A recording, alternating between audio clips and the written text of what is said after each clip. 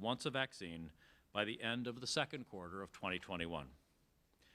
As we've continued to make progress on vaccine development and manufacturing, General Perna and his team have been in close touch with our state partners on how we will be allocating and distributing the doses as they become available.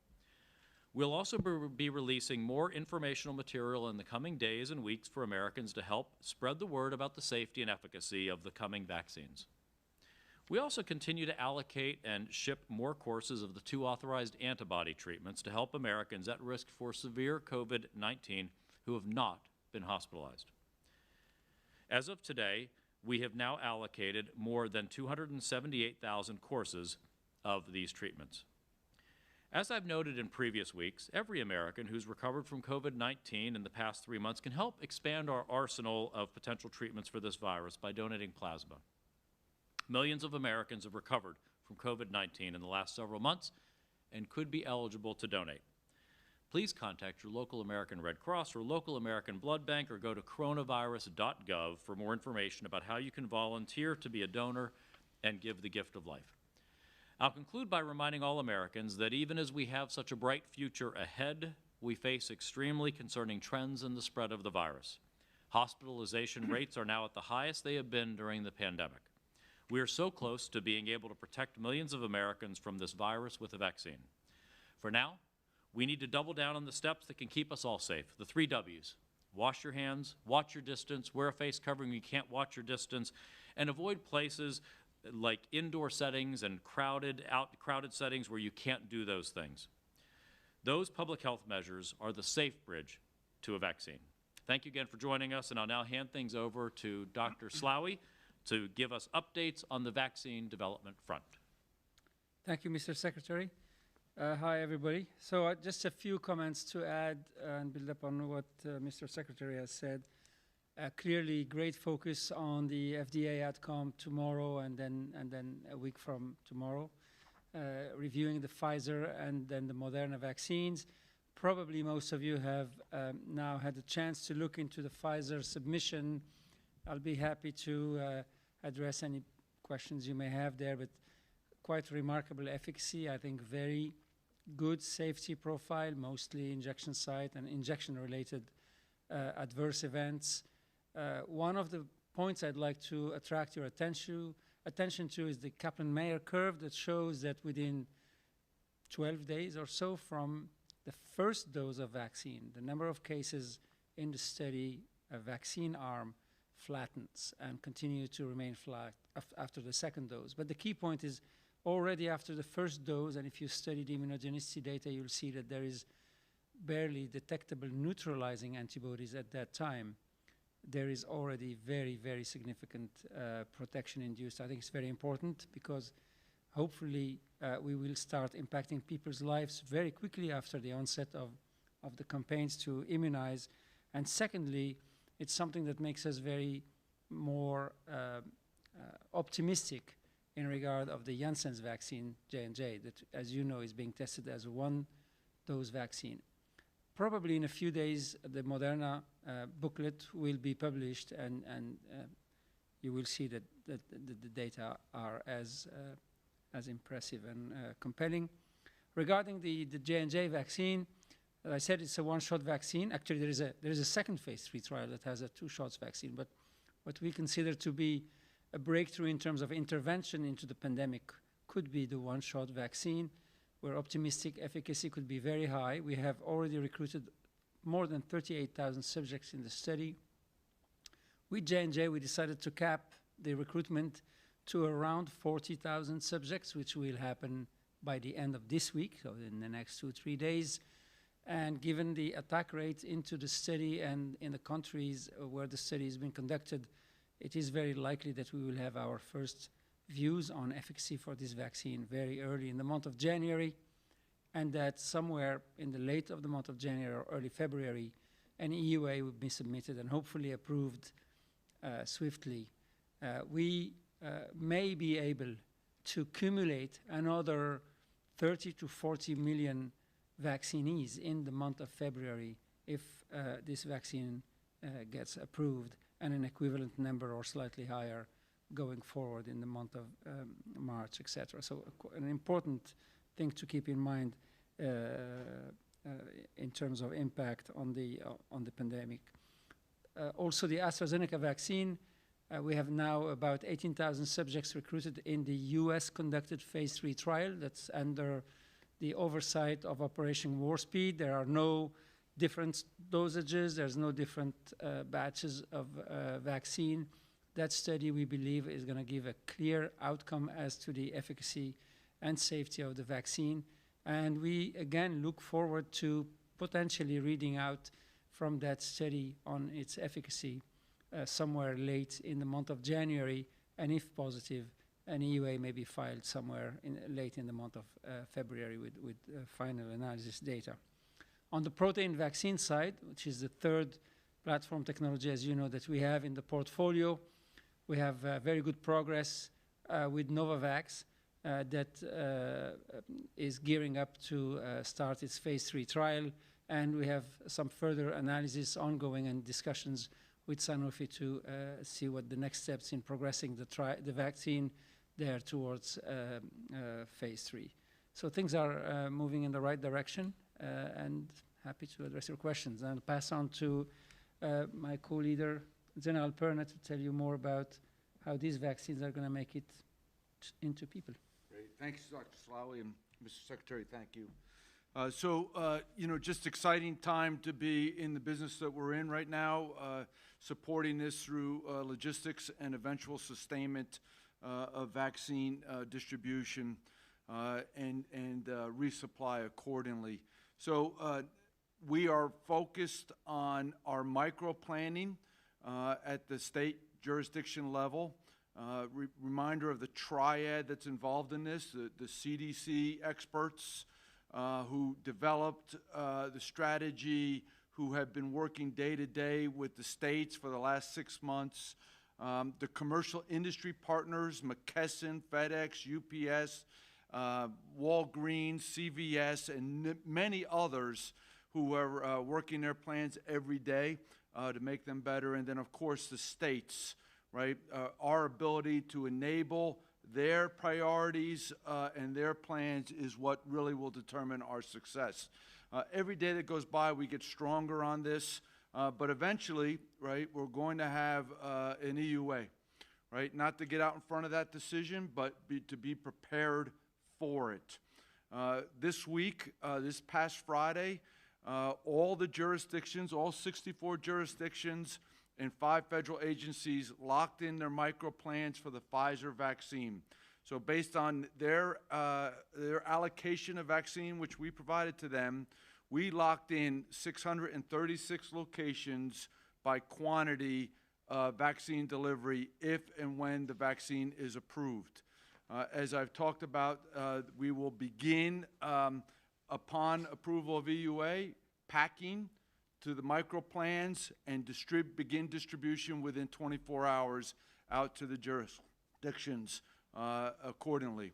Our goal is to make sure that we can ensure the vaccine is delivered in a timely manner, is delivered safely, securely, and it's ready to be utilized to start administering vaccine as soon as possible. To that end, what we also already did, I gave permission to already distribute syringes and needles, alcohol wipes, and diluent, which is required in support of the Pfizer vaccine. We'll begin that today. Distribution will be completed by Friday. Again, only to set conditions, and if it sits there for another week or 10 days or whatever, then it does. But planning for success, we wanted to make sure that the states had all that they needed to have. This week, we're focusing not only on the final planning for the Pfizer vaccine, but we're in deep coordination for the micro plans for the Moderna vaccine. So last night, final lock of allocations were provided to the jurisdictions. Today, tomorrow, and Friday, they will lock in locations and quantities, and hence will be prepared for follow-on eventual approval of the EUA for Moderna.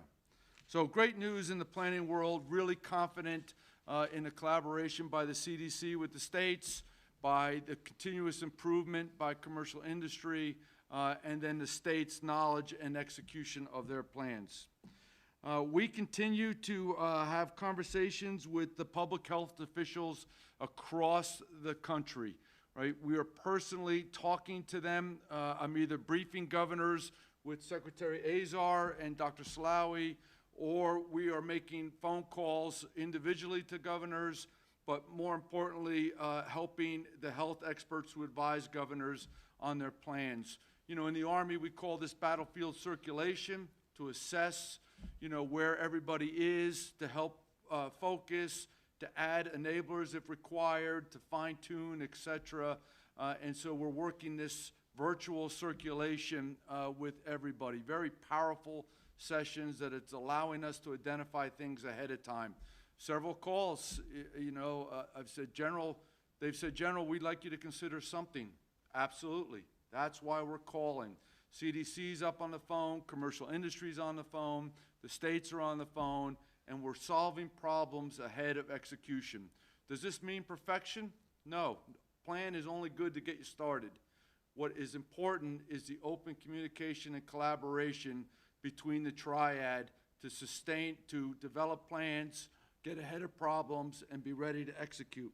Really, really appreciate those phone calls collectively by everybody. Finally, we're working on education materials for the vaccine. CDC is doing excellent work.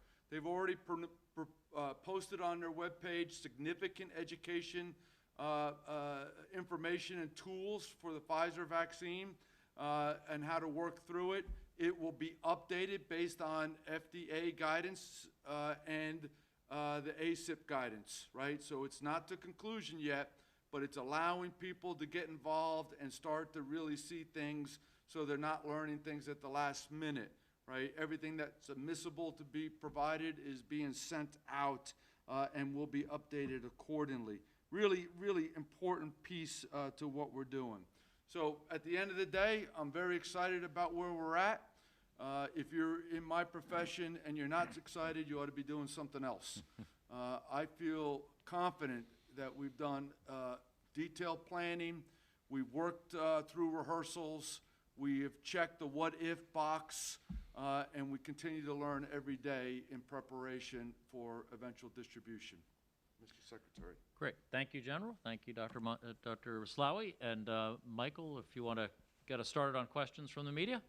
Thank you, sir. Thank you all. Operator, we will now open it up for questions. And a friendly reminder that when asking a question, please state your name and publication and keep your questions as short as possible so we can get to as many questions as we can in the time that we have. And I'll turn it over to you now, Operator. Yes, thank you. If you would like to ask a question, please press *1, unmute your phone, and record your name and outlet clearly. If you need to withdraw your question, please dial *2. Again, to ask a question, please dial *1. Our first question comes from Kevin Brown from Fox News. Kevin, your line is open. Good afternoon. It's Eben Brown. Thank you so much. Two questions really quickly. The UK has reported a few cases of people having an allergic reaction, and they're advising some people who know that they might have allergic reactions to not get the vaccine.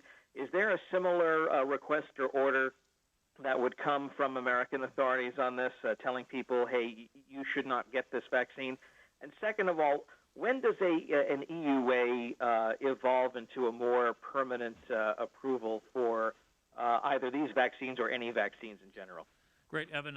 Let me answer the second question, and then I'll pass it to Dr. Slaoui to speak about the British incident that's been reported. So in terms of EUA versus the full biologic license, it's called a BLA. This is actually a fairly unique circumstance here because the FDA has, through their EUA guidance on COVID vaccines, actually required a very high standard of data on safety, efficacy, and manufacturing compared actually to what the statute requires for an emergency use authorization. They are effectively holding these vaccines very close to the evidentiary standard required for a biologic license. So, for instance, each clinical trial is required to have 30,000 people in it. That's extremely large for a vaccine clinical trial. They're requiring 60 days of safety data from the median patient visit. 90% of adverse events with a vaccine usually occur within the first 42 days.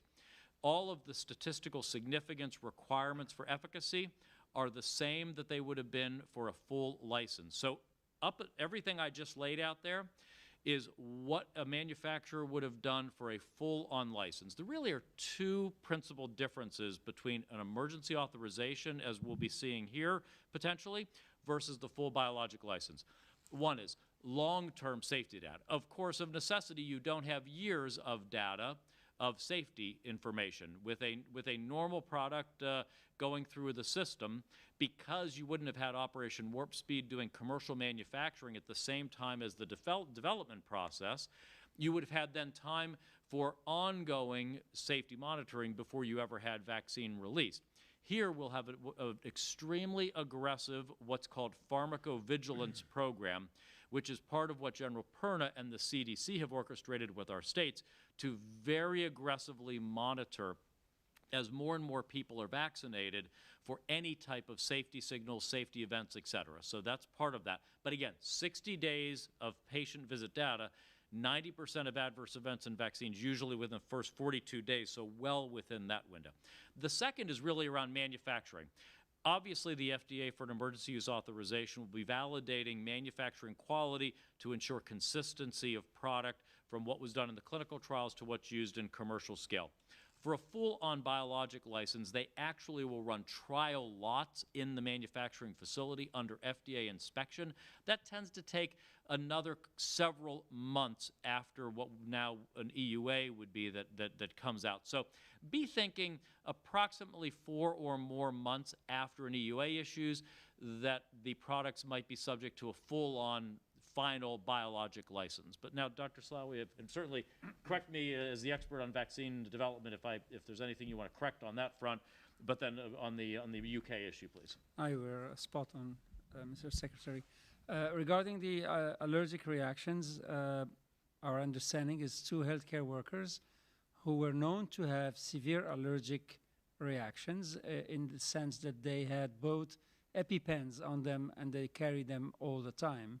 So that tells me they are known to have severe allergic reactions, have had what has been termed an anaphylactoid reaction, which is a systemic as well as local reaction, but not life-threatening.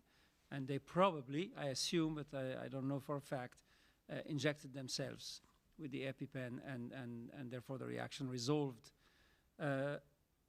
Looking into the data, patients or subjects with severe allergic reaction history have been excluded from the clinical trials, which is classic.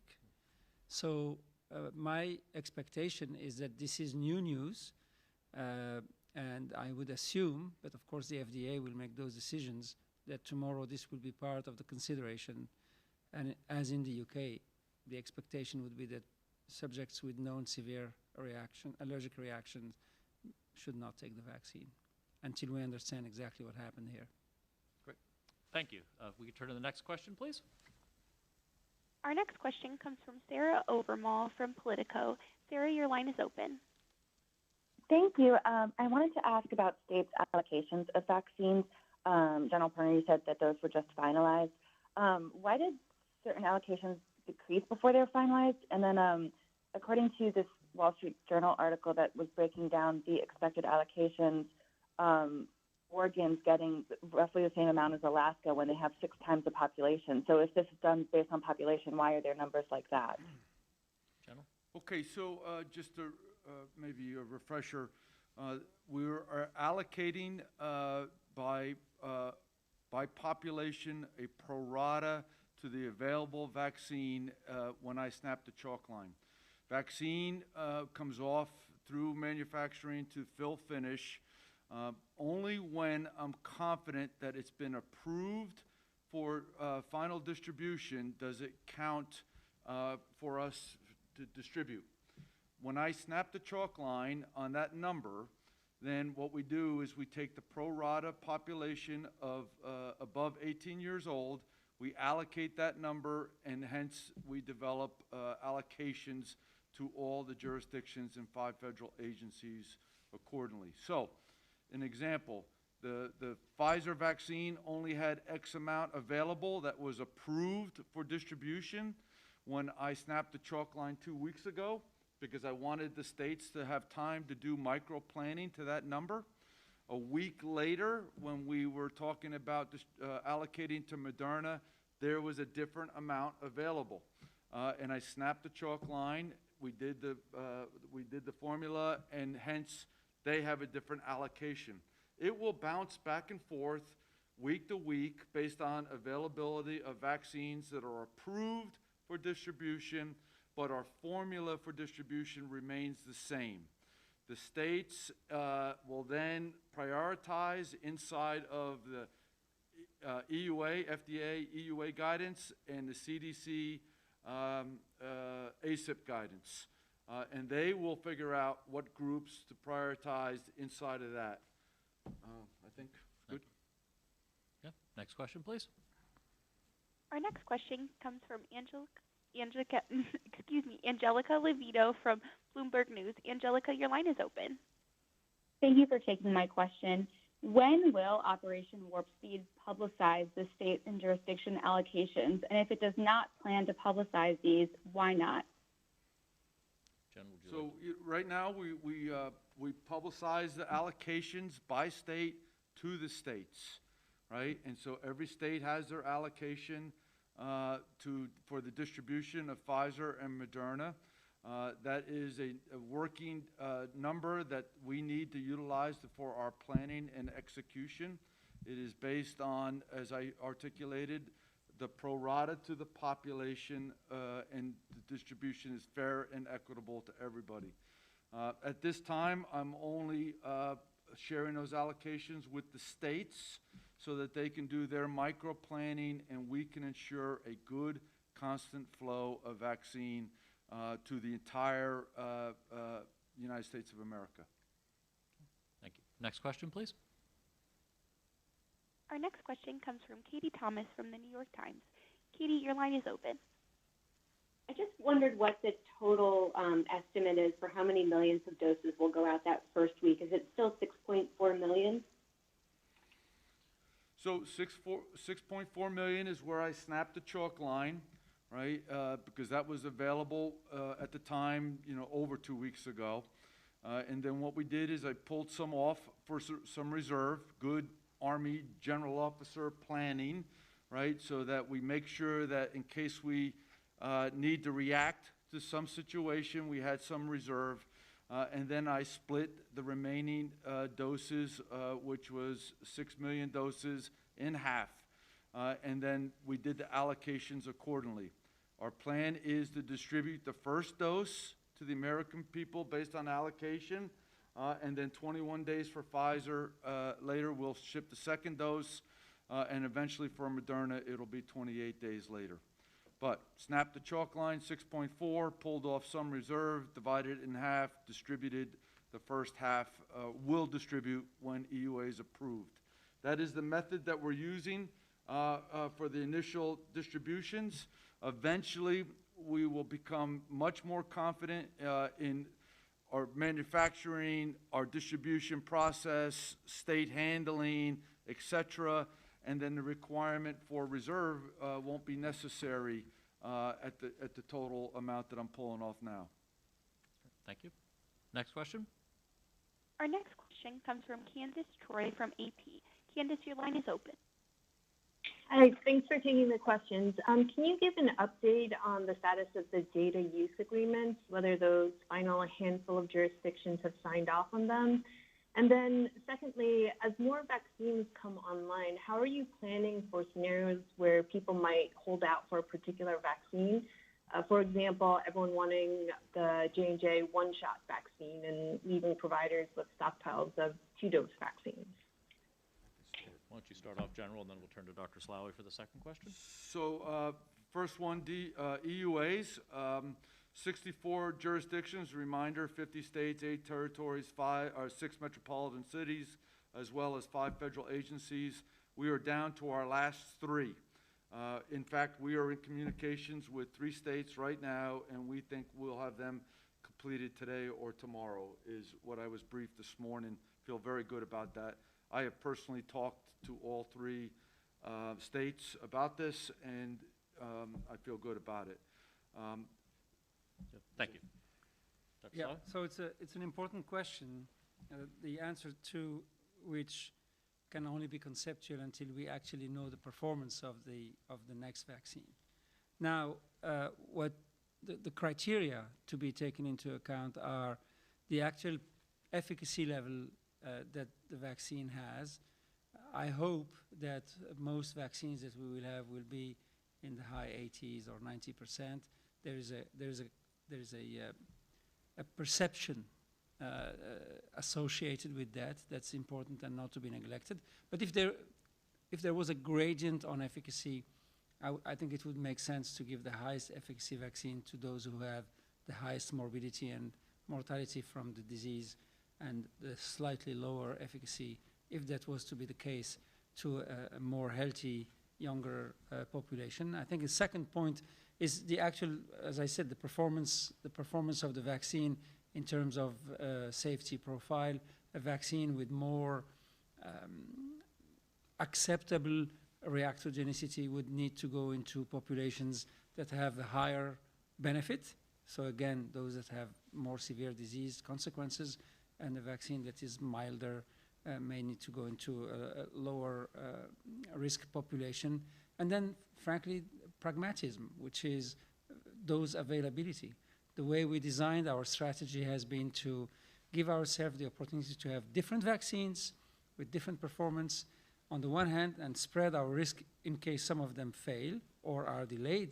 But secondly, to accumulate vaccine doses faster than with just one supplier by having different vaccines accumulate different doses through different manufacturing sites.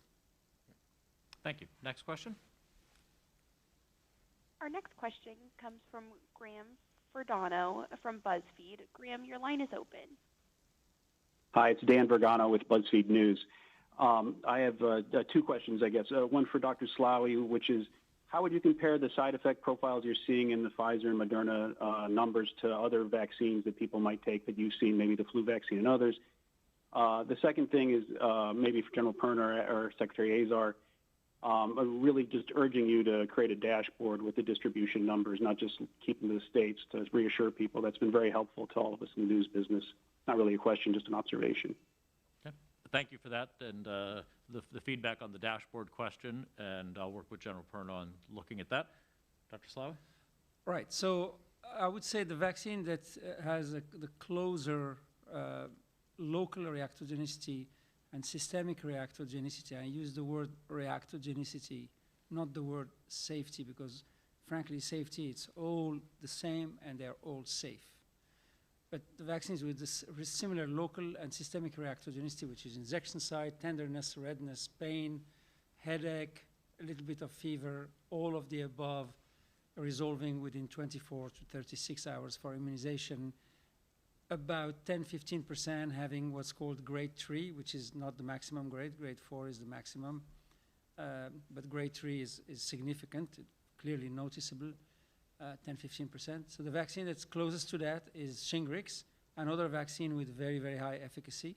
Probably there is no free lunch. If you have a very good immune response, you notice it. But it's not a safety issue. It's actually an immunogenicity marker.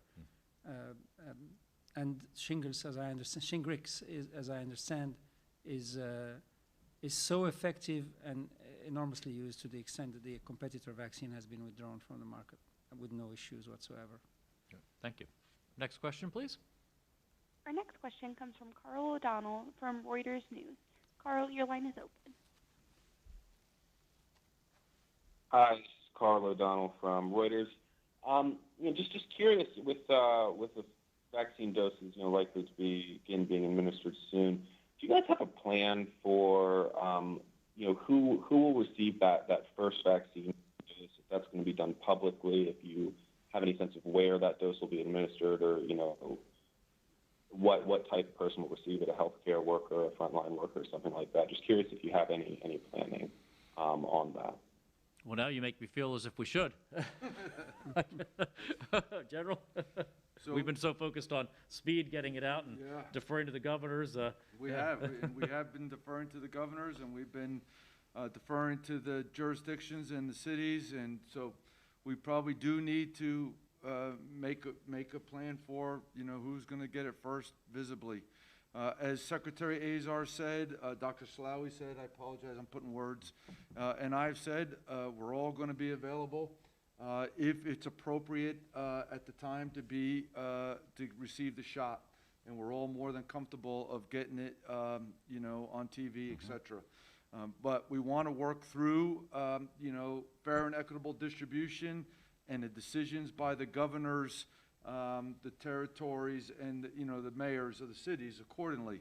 And it's just an important balance of not showing favoritism, but making sure that the people that ACIP has identified get the vaccine first in their priorities.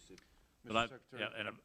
As the general mentioned, I've made clear to the team, as I've made clear publicly to the media and otherwise, that I will gladly get the first shot, first vaccination, just to demonstrate the American people my supreme confidence in the integrity of the process, the quality of the vaccines, and that I wouldn't ask the American people to do something that I wouldn't be willing to do myself. Right. Next question, please. Our next question comes from John Collins from Science Magazine. John, your line is open. Hi, thanks for taking my call. I just wanted to clarify something about the Pfizer vaccine that Dr. Slaoui said. I don't think you were implying that people should just get one dose, so I just wanted to clarify that point. And the question I have is about the data coming from Russia and from China of efficacy in press releases. But if they were to apply for EUAs from the FDA and were to receive them, would the U.S. government purchase those vaccines and distribute them when there's a shortage of supply of other vaccines? I will answer the second question, then turn to Dr. Slaoui about the dosage. Anybody is welcome if they are subject to an IND under the FDA's clinical trial practices and have conducted their research consistent with the human subject research protection laws of the United States and relevant treaties, to submit their data to apply for registration for emergency use authorization or biologic license with the Food and Drug Administration, where it would receive full consideration. But that would require, as the FDA is demonstrating by consideration of the Pfizer and Moderna vaccine, complete and utter transparency and availability of all data related to the clinical trials. It's important to remember the FDA is looking under the hood, literally examining every line of data, every patient identified in there, to look through and confirm the quality of the data. So they're open for business, but you'd have to comply with our rules to protect patient safety. Dr. Slaoui? Yeah, I think it's a really important point you said, Mr. Secretary, because that is one of the compelling or most important rationales of the time it's taking. The FDA actually goes back into the raw data and reanalyzes the data rather than interpret a table, for instance, that's out there. I'm not suggesting anybody else has done something wrong. I'm just describing how the FDA does it. And John, thank you very much for asking for that clarification. I'm absolutely not suggesting that the vaccine should be a one-dose vaccine, because the observation of that high efficacy was only over a period of actually 8 days or 9 days in the case of Pfizer, and is only over a period of 3 weeks, maybe in the case of Moderna. It's very encouraging to say super fast onset of protection. The second dose is a full part of the label if the vaccines are approved. It consolidates the immunity into the patients against COVID-19, and that's the data that shows long-lasting, at least over a few months, immunity, and I expect it to be very long-lasting. But so people should not take the vaccine as a one-dose vaccine. We do have the Janssen's vaccine that is being tested as a one-dose vaccine, where the follow-up will be long enough to assess that we're not observing, a micro event, but rather long-term. One could ask the question, why not run efficacy trials with the one-dose vaccine of the Moderna vaccine or the Pfizer vaccine? And that would be a valid question. Of course, timing would be a big challenge. Dr. Slavic, could I actually interject and ask a follow-up question? Because I get this one from the media a lot, and I think it'd be helpful to have your perspective there. The question often comes up with the Pfizer, 21 days, Moderna, 28 days to the second booster shot that one would get. How precise is that on the 21 or 28 days when a patient comes back? If they were to come, say, the 22nd day, 23rd, obviously we want everyone as close to that as the prescribed days as possible, but could you describe for the media just the Yes. interactions there? So there is the regulatory answer and there is a scientific observations. I think the regulatory answer is a vaccine is approved on a 0-21 days or 0-28 days, and that's what should be done. Now, what does the science say around that? That precision is not that important. What we know with many other vaccines is that the more you space the 2 doses of vaccine, the better immune response you get after the second dose, but the trade-off is that you have a weaker, potentially weaker protection between the 2 doses. So when you're dealing with a disease that has low incidence, that's okay because your risk of contracting it is low in between the doses. So for instance, 0-6 months is better than 0-2 months, is better than 0-1 months, is probably slightly better than 0-21 days. But if there is significant transmission of disease, as is the case here, we should absolutely get the second dose exactly as has been studied. Great. Thank you very much. Next question, please. Our next question comes from Issam Ahmed from ASP. Your line is open. Hi, thank you so much for doing this. Dr. Slawi, I was wondering what you made of in the vaccine arm, the data that showed the 4 cases of Bell's palsy. Is that something to watch out for moving forward? How concerned are you about that potentially or at all? And the second question was, are we fairly confident at this time that we will see an immune memory B-cell response, and so that the immune system will mount antibodies further on down the line? Or do we just not know that yet? Thank you. So I think the first question on safety is whichever are the serious adverse events of interest, of which palsy would be one.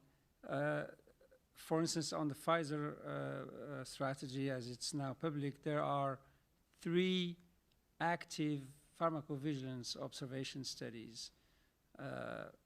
One, the classic pharmacovigilance where physicians or subjects, patients called back into the company. One that uses the VA and the Department of Defense data sets on subjects immunized. And one, an active healthcare worker focused 20,000 subjects follow-up study over 3 years that will detect any significant adverse events. I think here, large number and long-term follow-up is the key, and the capacity to compare to an appropriate baseline is the other key. And frankly, the appropriate baseline is slightly challenging in the sense that it's a new baseline because the pandemic itself has changed the baseline frequency of a number of events into the population over the last 10 months. So it's very important to take a recent, almost concomitant baseline. As to the memory question, all the data generated with the messenger RNA vaccine in small animal and large animal and with other vaccines that I'm very familiar with, as I was on the board of Moderna before, is very clear that you establish a very robust, long-lasting memory response, also assessed by detecting memory cells, and importantly, looking at the recall response, the immunoglobulin isotypes, all the markers needed to tell you have a robust T-cell response and you have a robust memory response. And I think these vaccines, therefore, will have long-term memory, and the protection induced after 1 dose in the presence, well, in the absence of detectable neutralizing antibodies, in my view, is another demonstration that this vaccine, best way to protect against this vaccine disease is actually really a faster kinetic immune response. It's a race between the speed of replication of the virus and the speed of the immune response mounting. If you are old, have a weak immune system and your immune response is slow, it will be very intense, but it's slow. By the time it intensifies, you have a lot of virus load, you have lots of cells infected, you are in trouble. If your immune response is fast, you're asymptomatic or you're just totally cleared. And I think that's what I would hypothesize will be established in most people immunized, is memory that gives a faster immune response and therefore long-lasting protection. Great, thank you. Next question, please.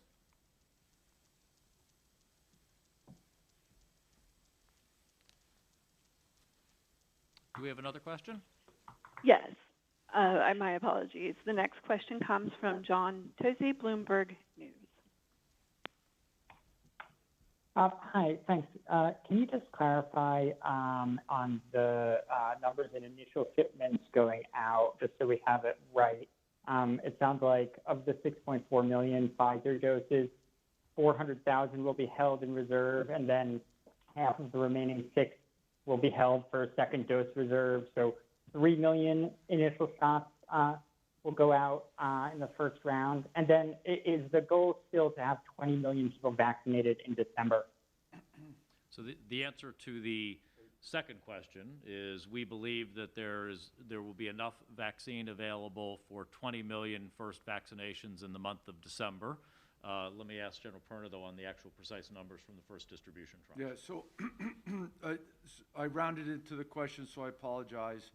So 6.4, I pulled 500,000 for the reserve, and then I divided the remaining, which meant 2.9 initial first dose and 2.9 second dose. I apologize, I did round for the response to the question. The exact number is 6.4, pulled 500,000, 2.9 first dose, 2.9 second dose. Okay. Next question, please. The next question is from Tom Powell, Washington Times. Tom, go ahead. Hi, Tom Howell with the Washington Times. We talked about how the recent Pfizer data showed there was protection after the first dose. It sounds like you're still planning to hold back half the doses to ensure supply, but has there been any late-breaking consideration of just giving all the initial doses and then hoping that Pfizer ramps up its manufacturing in time to have it available within a reasonable amount of time, especially given what Dr. Slaoui said about how it doesn't have to be exactly 21 days or, for that second dose? Thanks. Yeah, so Tom, thanks, and I'll ask the general, the doctor, to please add any color commentary on this. But because the EUA applications and hence the label from the FDA would likely, we assume, include both the first dose followed by the second dose, we do believe, whether from a held back reserve or from ongoing expected production of vaccine, we believe there needs to be, in our mind, an available dose for that second administration of the vaccine. So we have done calculations of both what we are getting now, what we expect to get now, and what the production lines show should be coming. And that's built into our forecast of what we believe we need to hold back. And as the general said, as we get more experience on quality control on the production, we'll get greater confidence, of course, in the level of supply reserve we hold back for that second dose administration. But we will not distribute a vaccine knowing that the booster will not be available, either from reserve supply by us or from ongoing expected predicted production. And we are already working with the manufacturers to maximize the full scale of their production. So that's built into our forecasts. First, I completely agree. I never suggested we should take a one-dose vaccine. I did specifically say the trade-off when you space is your protection may go down. It would be, I think, a mistake, an unacceptable mistake, to knowingly distribute a vaccine in non-respect of the label. That would actually, I think, drive the hesitation around the use of the vaccine high. So at least as an operation, that's never something we would recommend should be done. We need to comply with how the vaccines were tested and be optimally used. I think the second point is that, unfortunately, the mathematics are misleading. The numbers we share with you are monthly numbers. right? 40 million this month, 50 million next month. But that's not how life happens. Life happens is the 40 million this month is 2 million this week, 5 million next week, 3 million the week after, 7 million the week after. And therefore, it's not a bolus, it's a rolling number. And therefore, if we were, the only way I can tell you, we played the mathematics and the modeling of that for a whole week, because there is almost an ethical question there that we wanted to make sure what's the trade-off. And the trade-off is about 1 to 1.5 million people vaccinated, with the risk of not giving the second dose knowingly to people at the time they should have received it. And we decided that's not a risk we should take. Maybe by the middle of the month of January or early February, when we have had 5-6 weeks of rolling high cadence manufacturing, and that we see that things are rolling perfectly, we may. And I did say it in other settings. I have never in 30 years seen the launch of a new product without having built up a stock before in industry. And there is a reason why industry takes that financial hit. It's because we always know, particularly with biologicals, things could happen. Doesn't mean they will happen, but they could happen, and therefore you build a stock. In this case, we have a pandemic. We need to save people's life. We're going to roll vaccine doses as they come, but we're not certain they will come exactly as per plan. And as we've said, biologic protein manufacturing, it can be as much art form as it is science. And Dr. Slaoui, I think you've used the phrase before that proteins are moody, and we have to be very careful on production. That's really been one of the core elements of Operation Warp Speed. I think really one of the genius elements behind it was moving from clinical trial lot size production to commercial scale production early on in the development period through the logistics, manufacturing, and financial heft that we've been able to bring to the table to try to actually get there, because there are often so many failures in the normal commercial biopharma industry in that move from clinical trial scale to commercial scale. Exercise the system, get that done, but still be cautious, especially in the early weeks and months of vaccine distribution, because quality control issues, sterility issues, they happen in biologic manufacturing. If I could, Mr. Secretary, just to add 2 points to that, and I agree wholeheartedly with both comments.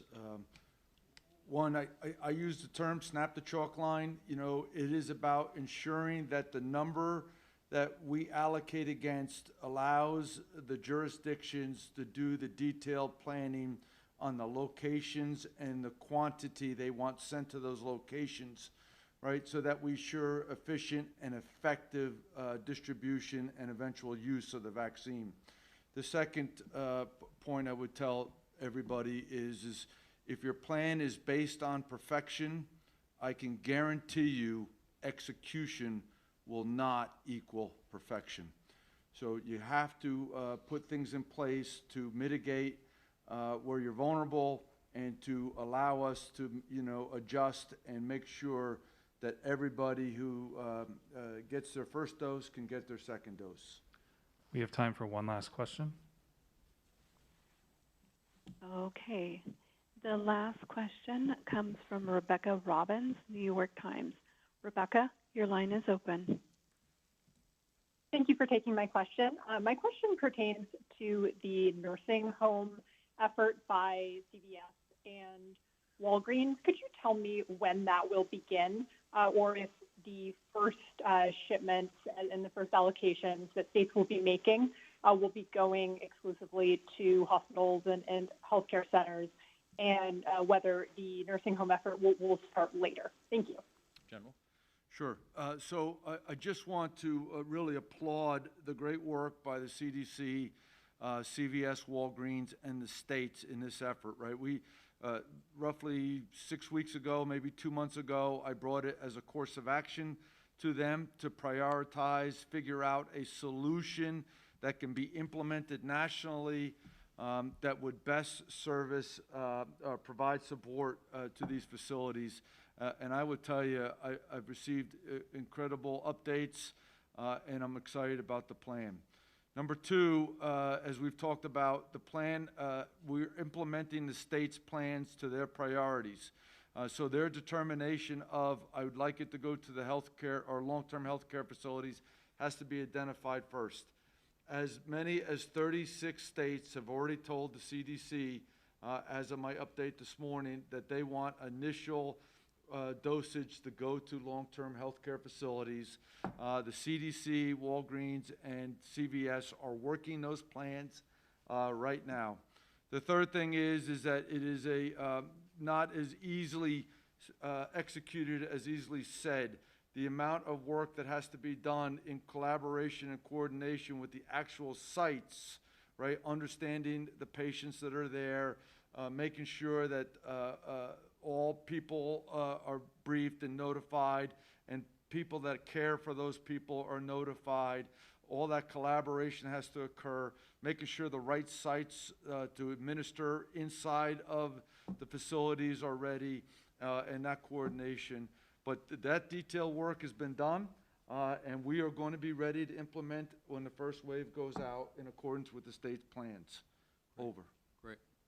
Well, to the members of the media, I hope you are finding these weekly briefings helpful. We intend to continue them. I also hope yesterday that you were able to watch the Vaccine Distribution Summit meeting, where you got to hear from leaders at CVS and Walgreens talking about their plans on nursing homes, but also more general retail distribution and how we're leveraging the normal vaccine and flu vaccine distribution systems that we have, to get to hear from these great logistics and distribution companies, McKesson, FedEx, UPS, who literally showed you the materials they're using to shipping. McKesson showing the actual kits that they've put together at our direction of PPE, syringes, needles, diluent, to be able to administer vaccine.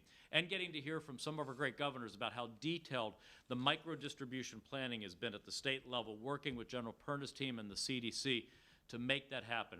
I just hope you'll assist us in getting word out to the American people so that they can have a high degree of confidence. As General Perna and each of those corporate leaders said, we're leveraging what already works every year in our system to distribute and vaccinate hundreds of millions of vaccinations every year, using the tried and true, using the systems that we know work, or as they all said, this is what we do. Yeah. Leverage that. Don't try to build something new and different. We have enough variables on execution that we're managing through this COVID pandemic. Use the tried and true there, and I hope you'll help us with getting the word out so people will have confidence that our military, our CDC, our states, our governors, our private sector, they know how to do this. They'll get this job done. So thank you all very much, and have a good rest of the week. That concludes today's briefing. Please send any follow-up questions to our press office at media@hhs.gov, and have a good rest of the day.